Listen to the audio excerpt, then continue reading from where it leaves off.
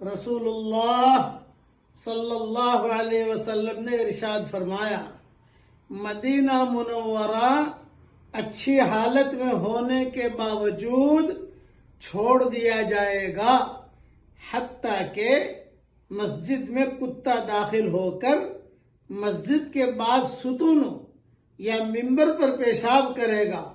صحابہ نے پوچھا، یا رسول اللہ، اس زمانے میں مدینہ منورہ کے پھل کس لیے ہوں گے؟ آپ نے فرمایا، درندے اور پرندے اس کو کھائیں گے۔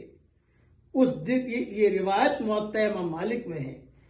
اس دن کے آنے سے پہلے مدینہ منورہ کی قدر کر لیجئے۔ اللہ تعالی ہم سب کو قدر کرنے کی توفیق عطا فرمائے۔